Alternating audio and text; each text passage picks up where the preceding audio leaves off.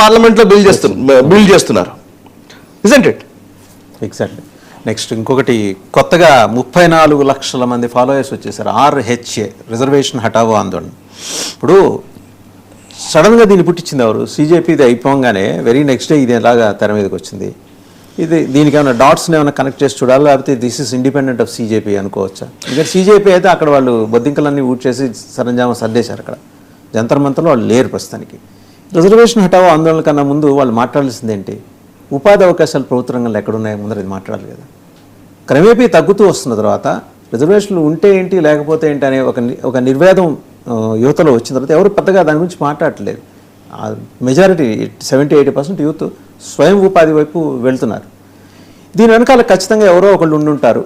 అంటే ఇది విదేశీ శక్తులు అక్కర్లా. ఇప్పుడు CJP నుంచి విడిపోయిన వాళ్ళు లేకపోతే ఇంకోళ్ళు ఉండుండొచ్చు, లేకపోతే CJP విభాగం కూడా ఇందులో పనిచేస్తుండొచ్చు. రిజర్వేషన్ హటావో ఆందోళన ఇప్పుడు తెర మీద తీసుకురావడం దానికి ఉద్దేశం ఏమి ఉండొచ్చు అంటే ఒక ఉద్యమానికి కౌంటర్ ఉద్యమం సక్సెస్ అయిన దాఖలాలు చాలా అరుదు అండి, అసలు లేవు నిజంగా చెప్పాలంటే.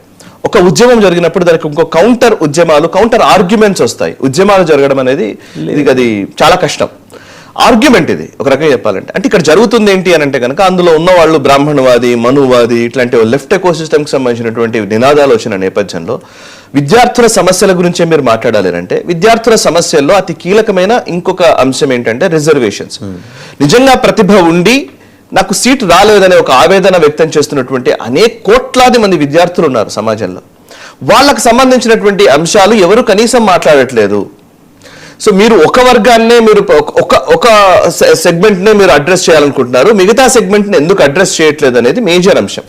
ఇందులోనే నరేంద్ర మోదీ ప్రభుత్వం వచ్చినాక ఎకనామికల్లీ వీకర్ సెక్షన్స్ కి కూడా రిజర్వేషన్స్ కల్పిస్తూ ఒక చట్టం తీసుకొచ్చారు. సాయి గారు స్ట్రైట్ క్వశ్చన్ మిమ్మల్ని అడుగుతున్నా, అది 4 గీసుకోవడానికి కూడా పనికిరాలి ఇచ్చిన సర్టిఫికేట్ తెలుసా మీకు? అది తెలుసా? ఎన్నో ఫ్యామిలీస్ నేను చూసాను ఆ సర్టిఫికేట్లు తీసుకొని స్కూళ్ళకి అడ్మిషన్లకు వెళ్తే తీసి అవతల పారిన సందర్భాలు ఉన్నాయి, ఇంక్లూడింగ్ కేంద్రీయ విద్యాలయ సంఘటనలు. ఎందుకండి అది చేసుకోవాలి కదా, గవర్నమెంట్ ఆఫ్ ఇండియా రివ్యూ చేసుకోవాలంటే ఏదో కంటి తుడుపు కోసం ఐవాషెక్స్. అందుకే ఇప్పుడు గొడవలు. ఇప్పుడు గొడవ ఏంటంటే మీరు ప్రభుత్వంలో అడ్మిషన్లో దొరకట్లా. మోదీ ప్రభుత్వంలో ఏం జరిగిందంటే అండి, వాళ్ళు తీసుకొస్తున్నవి అంటే పాలసీలు సరిగ్గా తీసుకొస్తున్నారు, ఇంప్లిమెంటేషన్ విషయంలో ఫాలో అప్ జరగట్లేదు. ఎగ్జిక్యూట్ చేయడంలో ఫాలో అప్ జరుగుతోందా? అన్ని ప్లేసుల్లో ఇదే పరిస్థితుందా అని నేను చెప్పను. చాలా ప్లేసుల్లో కొంతమంది ఎకనామికల్లీ వీకర్ సెక్షన్స్ కి సంబంధించిన అన్ని ప్లేసులు ఇదే ఉందండి, మొత్తం అన్ని ప్లేసులు.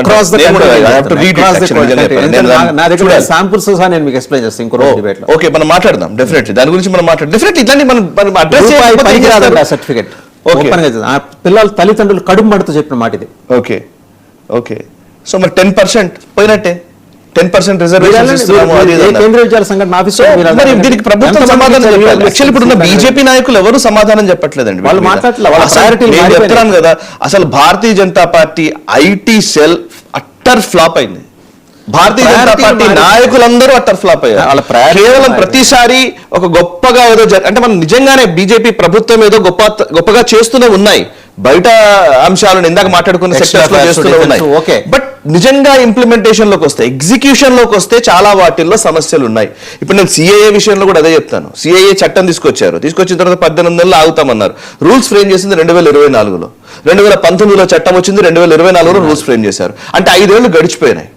5 ఏళ్ళు గడిచిపోయిన తర్వాత నార్మల్ గానే ఒక 10 ఏళ్ళ అంటే 2014 కట్ ఆఫ్ పెట్టారు. సో నిజంగానే బయట నుంచి వచ్చిన వాడికి నార్మల్ గానే వచ్చేస్తుంది ఇంకో 2 ఏళ్ళు అవుతాయి సిటిజన్షిప్. 10 ఏళ్ళలో 12 ఏళ్ళలో ఉంది లెక్క సిటిజన్షిప్ రావాలంటే. బయట దేశం నుంచి వచ్చిన వాడు ఇక్కడే ఉండి పాస్పోర్ట్ సబ్మిట్ చేసి కూర్చుంటే ఓ 12 ఏళ్ళకి సిటిజన్షిప్ వస్తుంది మన దేశ లెక్క ప్రకారం. సిటిజన్షిప్ రావాలని వెతుకుతున్న టైంలో వాళ్ళకి వచ్చేదే ఇదివరకు సరిగ్గా నమోదు చేసుకుంటే. సో అంటే ఇంప్లిమెంటేషన్ లో చాలా సమస్యలు ఉన్నాయి వాసు గారు, ఇంప్లిమెంటేషన్ లో చాలా సమస్యలు ఉన్నాయి. బట్ సోచ్ విషయంలో కూడా మనం మాట్లాడాలి. భారత్ గ్రోత్ కి సంబంధించిన సోచ్ విషయంలో చూస్తే మనము అన్ని సప్రెస్ చేసి ఇంతకుముందు అసలు ఏమీ అక్కర్లేదు, నన్ను ముట్టకు నామాల కక్కి అన్నట్టు ఎవరితో సంబంధం లేదు, మా బతుకు మేము బతుకుతాం అన్నట్టుగా అవినీతి పరులా చేసుకోండి, లెట్ లీవ్ అనే పాలసీలో గతంలో మనం ప్రభుత్వాలు చూసిన తర్వాత ఈ రోజు there is no alternative. TINA factor వచ్చేసింది. నరేంద్ర మోదీకి టీనా ఫ్యాక్టర్ అంటారు, there is no alternative. Narendra మోదీయే బెటర్, ఇంకా వేరే ఆప్షన్ లేదంటున్నాం కదా మనం లిటరల్గా మాట్లాడితే. వేరే ఆప్షన్లోకి వెళ్తే ఇంకా చాలా దారుణంగా కనబడుతున్నాయి.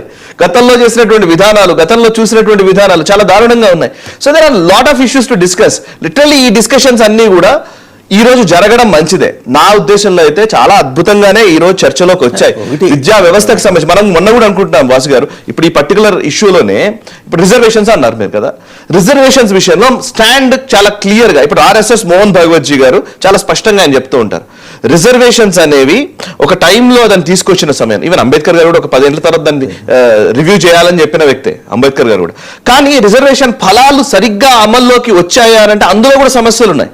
ఇప్పుడు చూస్తే క్రిస్టియన్ గా మారిన తర్వాత రిజర్వేషన్ కంటిన్యూ చేస్తున్న వాళ్ళు ఉన్నారు. ఒక తరం కాదు, 3 తరాలు రిజర్వేషన్ ఫలాలు పొందినటువంటి సామాజిక వర్గాల నుంచి వచ్చిన వాళ్ళు ఉన్నారు. మరి దాని గురించి ఏం మాట్లాడాలి? సో అక్కడ క్రిమిలేర్ ఏం లేదు, దాన్ని ఏదైనా కొంచెం మరి రివ్యూ చేయాలా? కొత్తగా వచ్చే వాళ్ళకి ఏమన్నా దాన్ని రివ్యూ చేయాలి. ఇప్పుడు గొడవ ఏంటంటే రిజర్వేషన్స్ మీద రివ్యూ చేయాలి అనే ధైర్యం చేసే మనిషి కూడా లేరు వాళ్ళ పాలిటిక్స్ లో. పొలిటీషియన్ ఎవరన్నా కనుక రిజర్వేషన్స్ మీద రివ్యూ చేయాలని ఒక పొలిటీషియన్ కనుక మాట్లాడితే ఆ పొలిటీషియన్ పైన అసలు మొత్తం దేశం మొత్తం పడుతుంది. ఈ ఒక్క మాటనే కదా, రిజర్వేషన్స్ తీసేస్తారు అనే ఒక నినాదం వల్లనే కదా 30 సీట్లు పోయినాయి యూపీలో బీజేపీకి పోయినాయి. అందుకే కదా రిజర్వేషన్స్ తొలగిస్తారనే మాటను బేస్ చేసుకుని దాన్ని టచ్ మాకండి, ఈడబ్ల్యూఎస్ మీద మాట్లాడమనండి. చాలా ఇష్యూస్ ఉన్నాయి ఇప్పుడు ఇక్కడ. మనం ఒక్క ఇష్యూ గురించి కాదు, చాలా ఇష్యూస్ మీద మనం మాట్లాడాల్సింది ఉంది. అండ్ ఇప్పుడు ఎంప్లాయ్మెంట్ విషయంలో మాట్లాడాలి. ఇప్పుడు ఈవెన్ ఇన్వెస్ట్మెంట్స్ వస్తున్న టైంలో ఎంప్లాయ్మెంట్ కి సంబంధించినటువంటి నంబర్స్ పెరిగాయి. దాన్ని ఎవరు ఎక్స్ప్లెయిన్ చేయట్లే. మన సిస్టమ్స్ మారిపోయినాయి. గిగ్ ఎకానమీ వచ్చింది. ఇంతకు ముందేమో గవర్నమెంట్ ఉద్యోగాలే లెక్కలో ఉండేది, ఇవాళ గవర్నమెంట్ ఉద్యోగాలు కాదు. మీరు నమ్ముతారా వాసు గారు, అసలు పిఎఫ్ కి సంబంధించి అంటే పిఎఫ్ మన నెంబర్స్ లెక్క కదా, గత 12 ఏళ్లలో పిఎఫ్ లోకి వచ్చిన వాళ్ళు అసలు చాలా ఎక్కువ మంది వచ్చారు. లక్షల్లో మంది పిఎఫ్ లోకి వచ్చారట సిస్టమ్ లోకి. నంబర్స్ ఎగ్జాక్ట్ గా లేదు కానీ ఇట్ ఈస్ లైక్ లాక్స్